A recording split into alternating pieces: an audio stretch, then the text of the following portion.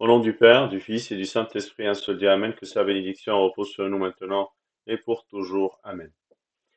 Pendant le carême, et comme tous les ans, on a ce qu'on appelle le deuxième dimanche du carême, qui est le dimanche de la tentation.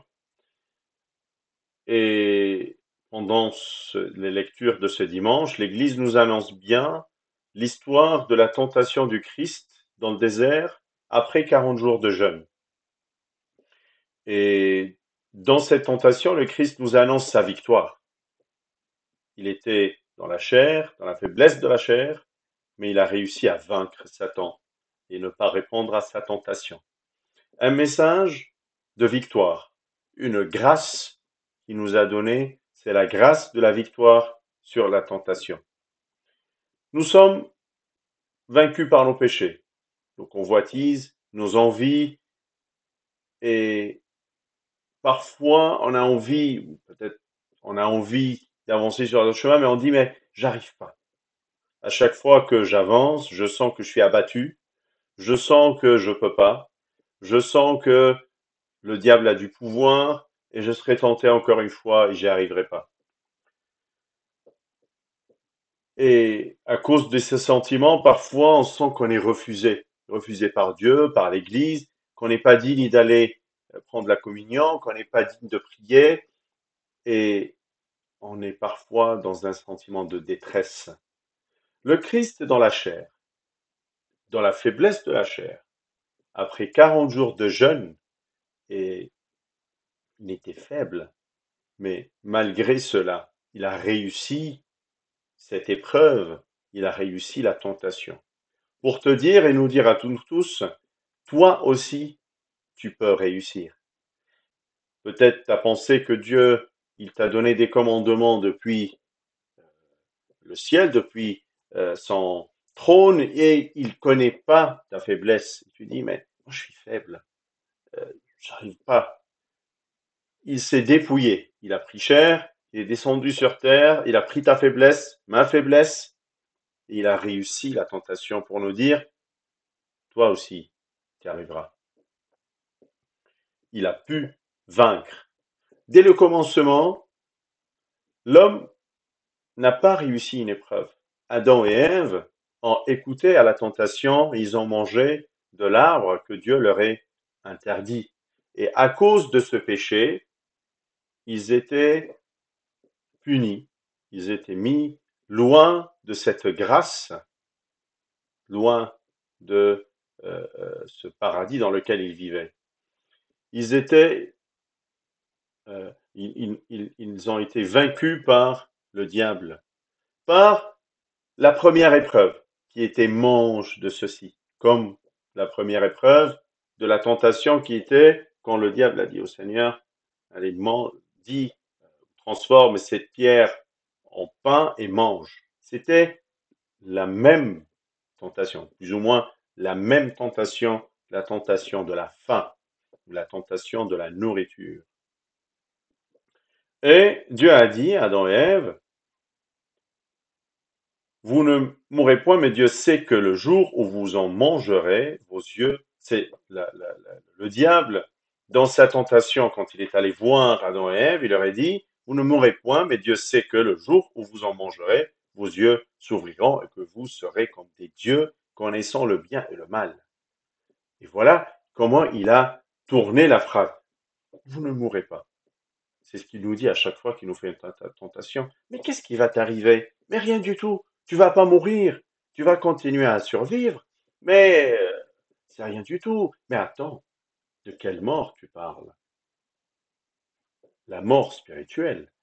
Quand tu fais le péché, tu risques la mort spirituelle. Et Jésus, il fut emmené par l'Esprit dans le désert pour être tenté par le diable, pour passer les mêmes épreuves. 3 épreuves qu'il a passées, ce sont les mêmes 3 épreuves que moi, toi et nous tous, on peut avoir dans notre vie. Mais est-ce que la tentation elle-même est un péché?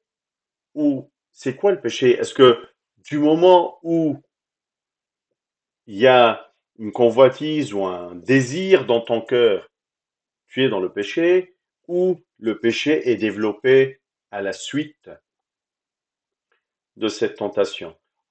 On va tous continuer à vivre avec des convoitises, des envies de la chair qu'on a.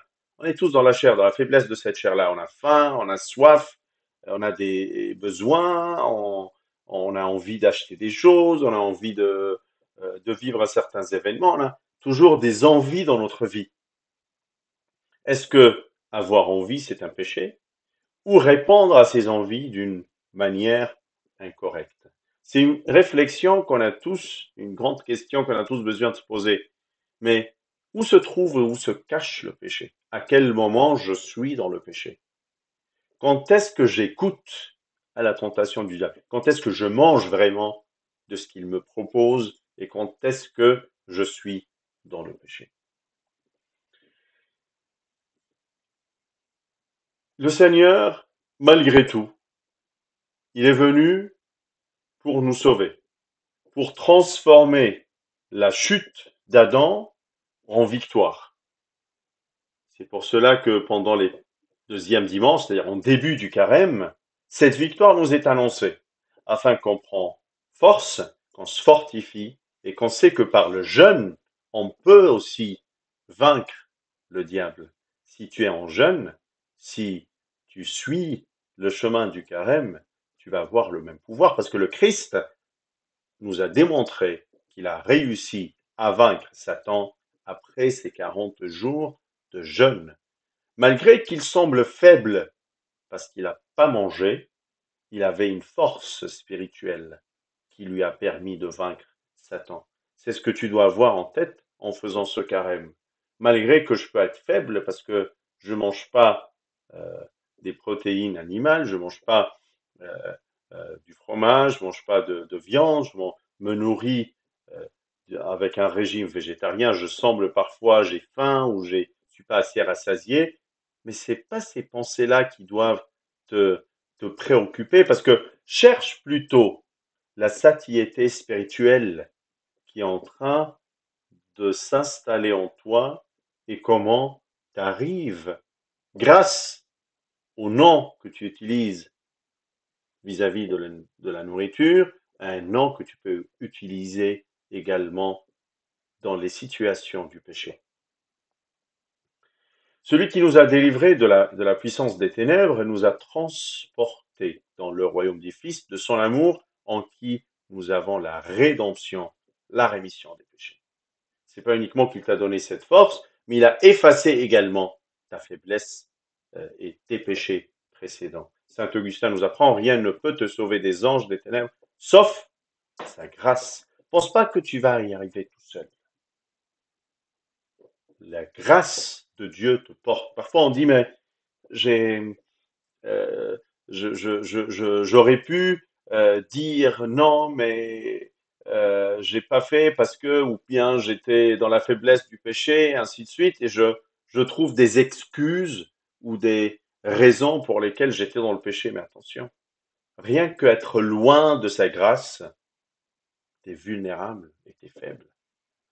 Approche-toi de lui, cherche à être à côté de sa grâce, auprès de son trône, agenouillé en prière, en jeûne, pour que tu profites de cette grâce qu'il t'a offerte gracieusement. Il y a même dans les premiers siècles une hérésie sortie par Pilate, à laquelle a répondu saint Augustin, qui disait que l'homme tout seul peut arrêter le péché. L'homme, tout seul, il peut faire le bien et arrêter de faire le péché. Il n'a pas besoin, et peut-être il n'a pas besoin d'être aidé par Dieu. Sauf que, si c'est le cas, mais pourquoi l'homme n'a pas réussi à trouver son salut d'une manière tout seul? Le Christ s'est incarné, il a pris chair pour t'offrir une grâce, la grâce du pardon, la grâce de sa victoire. Sauf et sans sa résurrection, comment peux-tu vivre cette victoire? Tu as besoin de traverser ce chemin de carême, ce chemin de jeûne et de prière qui se termine par sa croix et sa résurrection pour que tu vis et tu reçois cette grâce, qui te permet de vaincre les tentations du diable. Attention à la première tentation, parce que nous aussi, on peut avoir une tentation pareille. Quand le diable a dit à Jésus, ordonne que ces pierres deviennent des pains. Mais combien de fois il te montre que tu peux transformer ou justifier plutôt un péché pour qu'il devienne un non-péché. Tu te dis, mais tu as besoin d'argent, tu as plein de dépenses, tu as des ci et cela, mais qu'est-ce qui va t'arriver si tu ne prends pas ou tu voles pas une telle somme? Et il te justifie le péché de voler par le besoin, par la faim. Parce que tu as faim, tu as besoin, que tu as droit à voler. Il te dit, transforme ces pierres en pain et mange. Mais attends, ça va rester de la pierre et ça va me casser les dents. C'est un péché. Si je fais ça, ça reste un péché qui va me casser ma vie et me perdre mon salut. Ne justifie pas ton péché, parce que si tu justifies ton péché, tu tombes dans ce genre de tentation qui te fait voir les pierres en pain. Et tu penses que tu vas te nourrir des pierres. L'argent de vol, c'est comme de la pierre qui casse ta vie et qui casse tes dents. Et d'autres exemples, tu peux trouver d'autres péchés que le diable te présente avec accompagné de la justification. Mais fais ça parce que, fais ça, mais il n'y a pas de souci. Il t'offre, il te donne la justification qui accompagne le mal qu'il t'invite à faire. Si tu écoutes à cette tentation et tu manges de la pierre, attention. On a tous des besoins corporels. C'est pas uniquement la soif de la nourriture qui pose problème, mais tous les autres types de soif. Tu peux avoir soif d'amour. Il peut te proposer un péché de chair parce que, attends, mais j'ai envie d'être aimé. Il y a un message que je reçois sur mon téléphone, un message avec un cœur, un message d'amour, et j'ai soif de recevoir ça. J'ai soif d'écouter les paroles d'amour. J'ai soif de sentir que je suis aimé si je suis une fille par un garçon ou si je suis un garçon par une fille. J'ai soif. Mes sentiments cherchent à manger. Ils ont faim. Et il te dit, mais tu as faim, hein.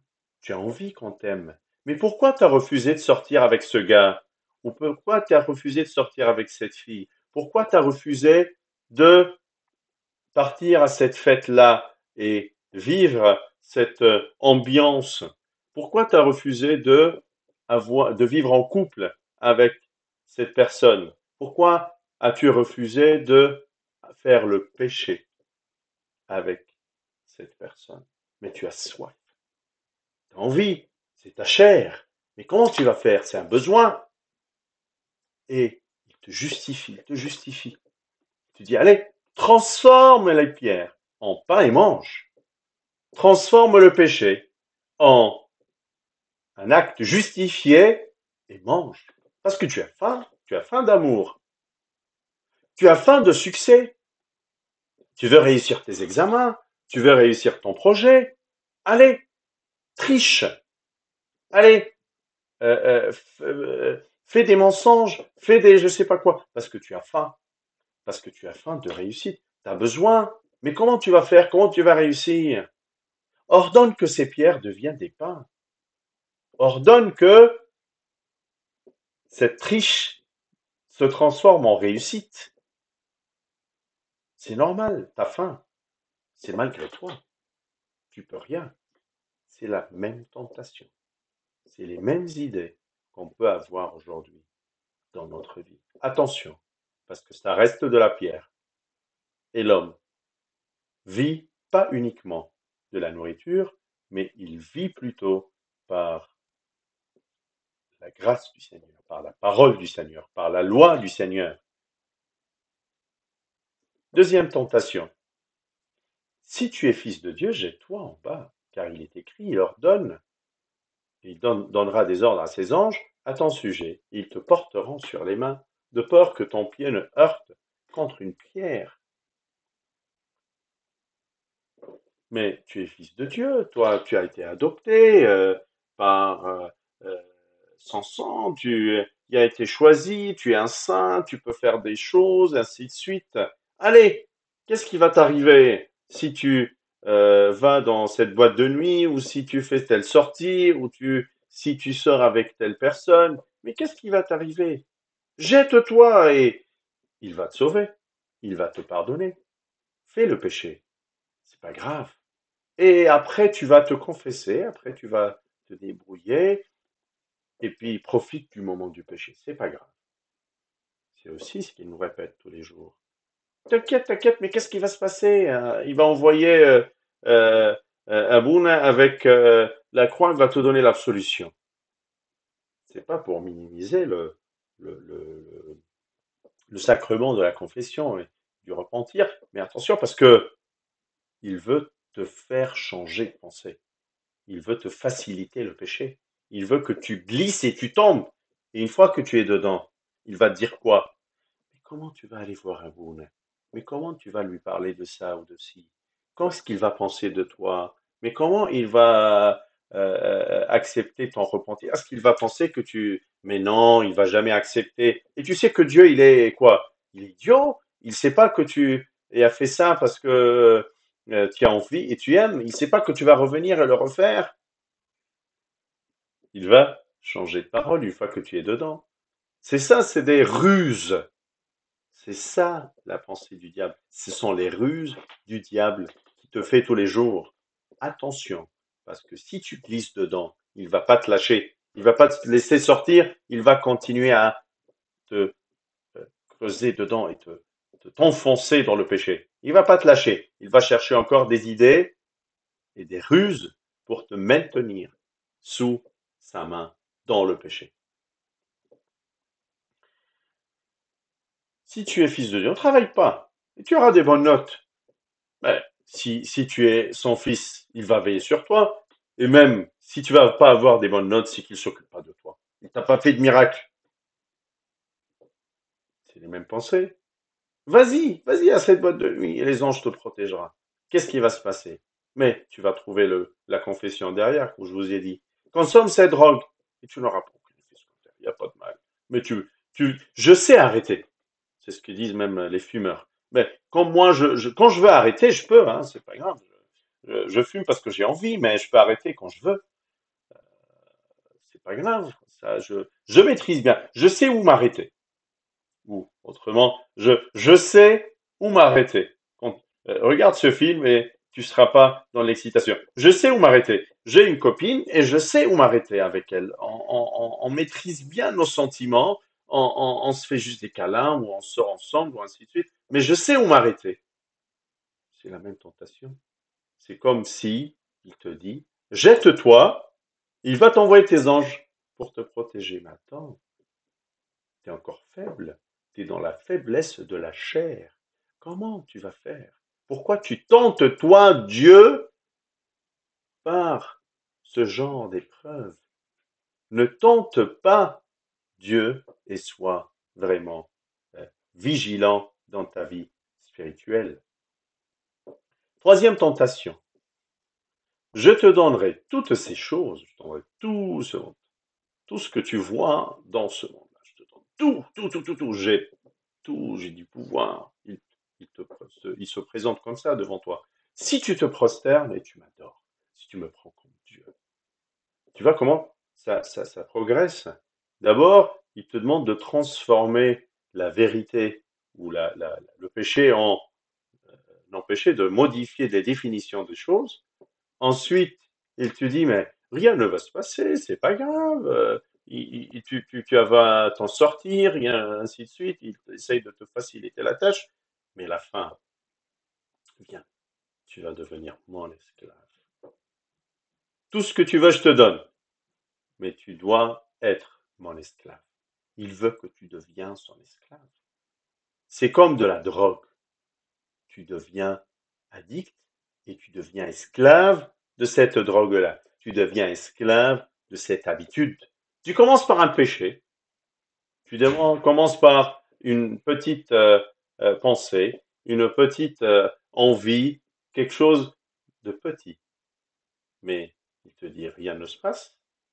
Et ensuite, allez, tu veux me demander ça tous les matins, je te le donne. J'ai un pouvoir sur toi.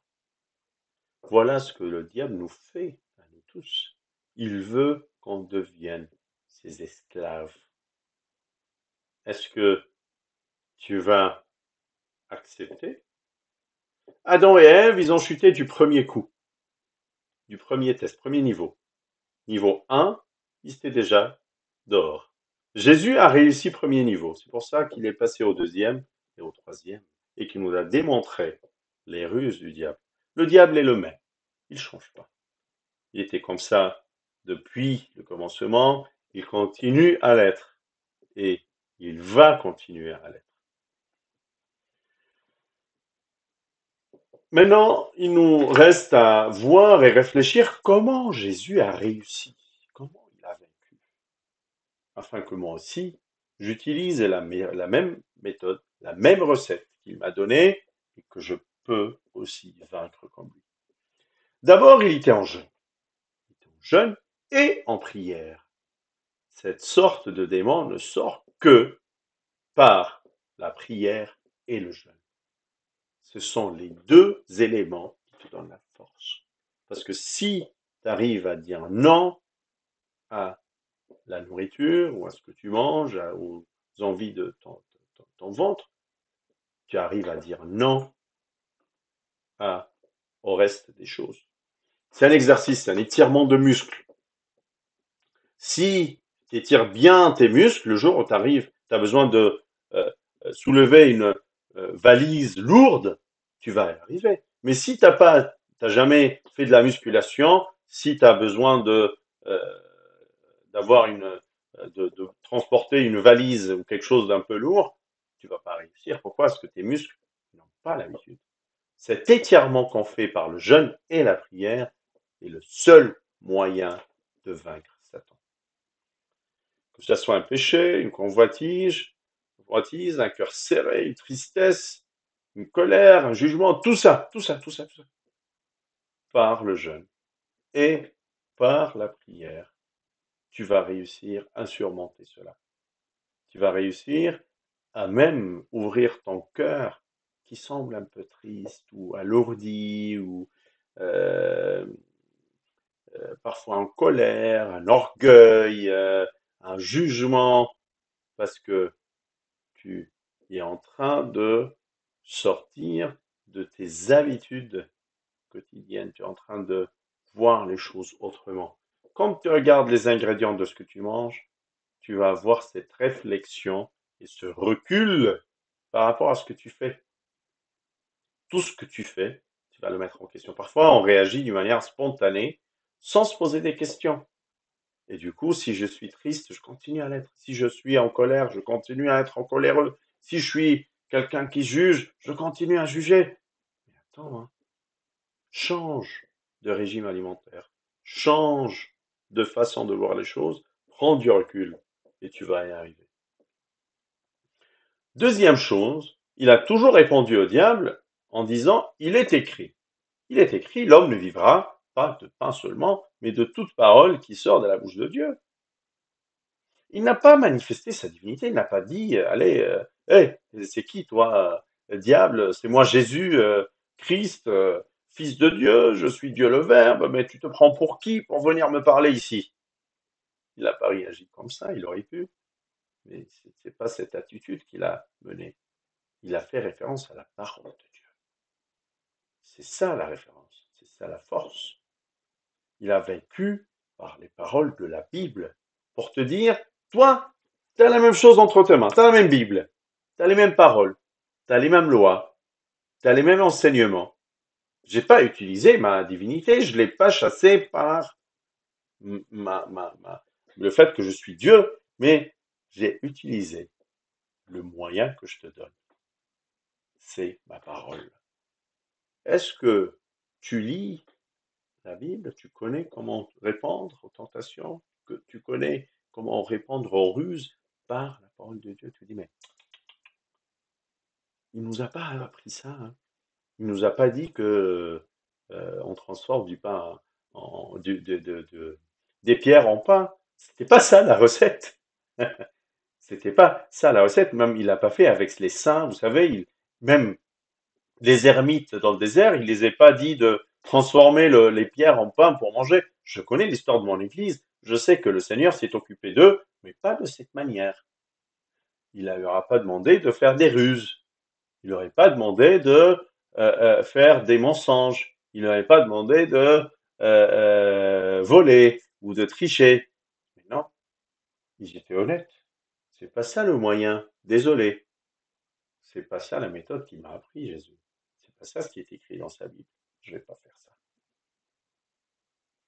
Troisième élément, il était vraiment humble. Comme je vous ai dit, il n'a pas choisi de manifester sa divinité, mais dans ce dépouillement, il a continué à l'être et il a vraiment répondu au diable avec des paroles très humbles. Dieu résiste aux orgueilleux, mais il fait grâce aux humbles. C'est ça qu'il nous apprend. Apprends à dire j'ai péché. Apprends à t'excuser. C'est pas grave. C'est une humilité. Mais si tu dis non, non, non, j'ai pas fait de mal, j'ai pas fait de péché, j'avais raison. Les autres ont tort et moi j'avais raison. C'est pas la bonne méthode. C'est pas la méthode qui te permet de trouver le chemin de la victoire, mais plutôt de persister dans le chemin de la justification de ton péché. Et si tu continues à justifier ton péché, déjà, tu transformes la pierre en pain dans ta tête et tu casses tes dents. Et le quatrième élément, c'est vraiment son saint nom. Je dis donc, marchez selon l'esprit et vous n'accomplirez pas les désirs de la chair. Au nom de Jésus-Christ de Nazareth, lève-toi et marche. Il a utilisé le fait de rappeler qu'il est écrit ou il fait référence au nom de Dieu dans ses paroles, dans ses réponses. Toi aussi, tu dis, je pars le nom du Christ, comme les disciples l'ont fait dans Actes 3:6, quand ils ont guéri l'homme paralytique qui était à la porte du synagogue.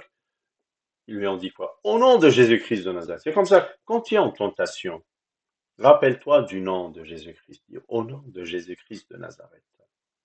Va-t'en, Satan. Laisse-moi en paix. Rappelle-toi comment il t'a vaincu. Et moi, je suis son fils. Je vais faire comme lui. Je vais utiliser le jeûne, la prière, la parole de Dieu et l'humilité. Et en son nom, tu me laisses. On est protégé par son saint nom. On est protégé par sa victoire. C'est pour ça qu'à chaque fois que tu fais le signe de la croix, tu fais peur aux démons. Pourquoi? Parce qu'ils se rappellent de leur chute, de leur défaite sur la croix de Jésus. Il t'a laissé cet héritage, sa croix, sa résurrection, cette expérience de vaincre le diable. Utilise tout ça. Utilise cela et rappelle-toi que je peux vaincre. Que tu sois tenté par la colère, l'envie, le péché de la chair, les mensonges, des pensées mauvaises, reconnais que tu es protégé par la grâce de Dieu. Heureux l'homme qui supporte patiemment la tentation. Supporte patiemment, même si tu es avec la tentation, et que ça dure, et que ça se répète, et que ça se revient. Parfois, à force de être tenté plusieurs fois, on lâche et on baisse les bras, on dit mais je peux plus, moi, je suis faible, je me laisse faire, j'ai pas envie de.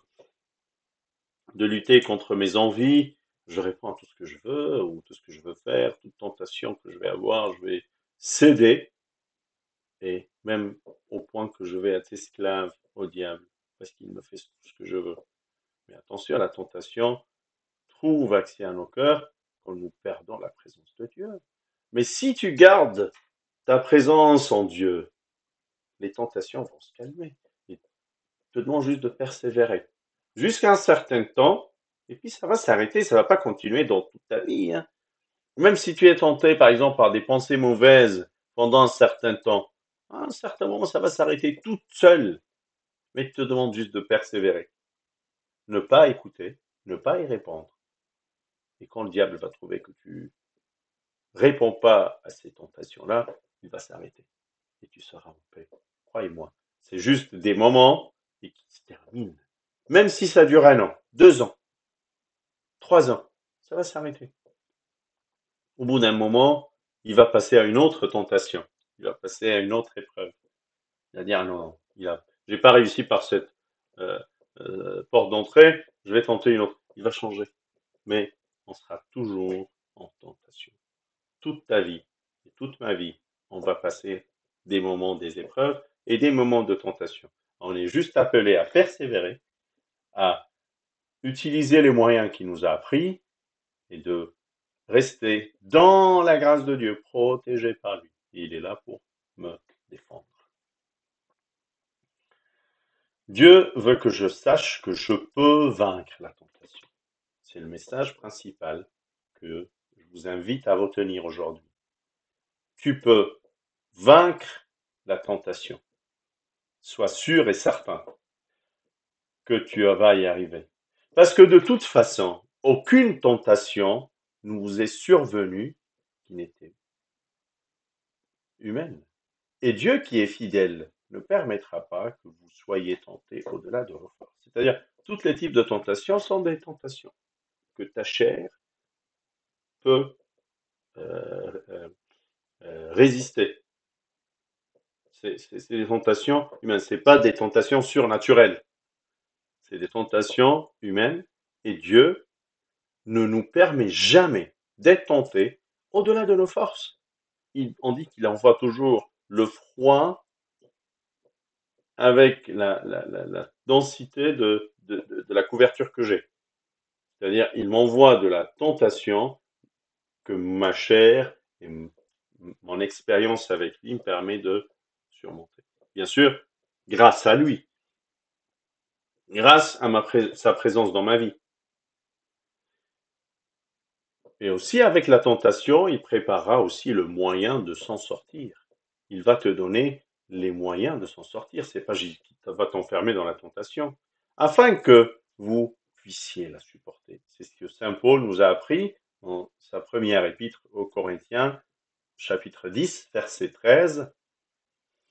Je vais répéter, aucune tentation ne vous est survenue qui n'était humaine, et Dieu qui est fidèle ne permettra pas que vous soyez tentés au-delà de vos forces, mais avec la tentation, il préparera aussi le moyen d'en sortir afin que vous puissiez la supporter.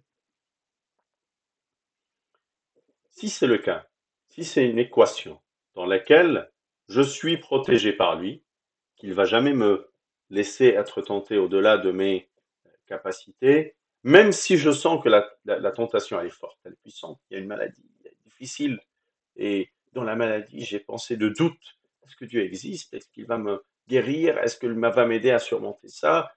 Elle semble dure, la tentation. Elle semble dure, l'épreuve. Mais s'il t'a permis cela, c'est que tu peux la réussir. Cherche les éléments de réussite et fais le puzzle en toi-même.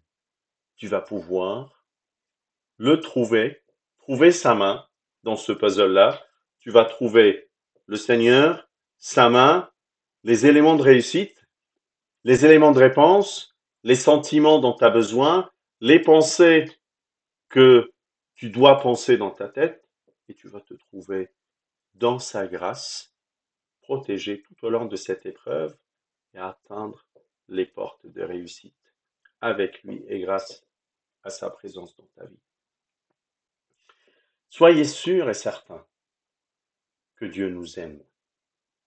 Et s'il nous donne des épreuves, c'est pour nous couronner. Pensez aux martyrs, pensez aux ermites, pensez aux gens qui ont beaucoup souffert dans leur vie, mais qu'ils ont réussi ces souffrances, et comment même nous, dans nos jours, dans les lectures de l'Église, on les célèbre, en fête leur fête, et en fait leur réussite, en fait leur jour de fin de vie, en fait leur victoire, et on les prend comme des exemples. On regarde comment ils ont vaincu, comment ils ont pu réussir, et on les met des exemples vivants devant nous. Voyez les martyrs de Libye, les 21 jeunes hommes qui ont été égorgés, et comment ils étaient patients, comment ils ont pu supporter cette grande tentation, cette grande épreuve. Ils auraient pu dire, oh non, mais on peut pas, on a de notre famille en Égypte, on peut pas, on doit y rentrer, on doit... euh, qu'est-ce que vous voulez? On change de religion, vous voulez quoi? Qu'on vous fait ci ou cela? On est prêt à tout faire, on devient même vos esclaves pour que vous nous donnez notre vie et qu'on nous retrouve nos familles. Même chose. Troisième tentation. Je vous donne tout, mais deviens mon esclave. Est-ce qu'ils ont accepté? Non.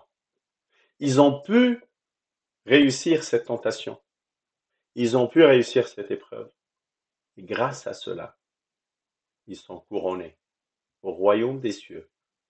Ils sont accueillis par la grâce divine, par le Seigneur dans son royaume. Et nous aussi, on les fête tous les 15 de février pour se rappeler et se souvenir de leur force et leur victoire. Prenez des exemples. Prenez des saints comme des amis. Prenez des exemples vivants et essayez de vivre cela pendant le carême. Trouve-toi une lecture biblique, la parole de Dieu, essaye d'étudier, prendre de notes et faire des messages clés que tu peux utiliser quand tu es en tentation. Rappelle-toi comment le Seigneur était avec toi. Si tous les matins, tu en prends 5 minutes pour te souvenir toutes les grâces que le Seigneur a fait dans ta vie, et tu les comptes sur tes doigts en disant, il m'a fait ci, cela, et ça, et ça, et ça, et ça, et ça. Merci Seigneur. Mais comment tu seras dans la paix suite à cet exercice-là? Comment tu vas retrouver sa main qui te protège? Dire, mais qu'est-ce qui va m'arriver? Je vais pouvoir vaincre la tentation. Je vais pouvoir rester protégé par lui tout au long de ma journée. Si tu fais la même chose pour te souvenir de tes faiblesses et de tes péchés, et tu dis, ah, je suis ci, cela, nanana, et tu prends des notes. Tu dis, ah, je dois confesser tout ça.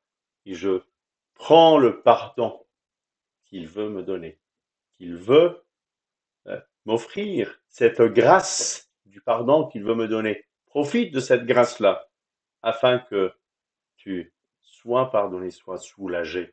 Et quand tu vas voir comment, et tu seras reconnaissant de ce pardon-là, de toutes les autres grâces qu'il te fait dans ta vie, tu vas sentir comment tu es entouré, comment tu es protégé par sa main.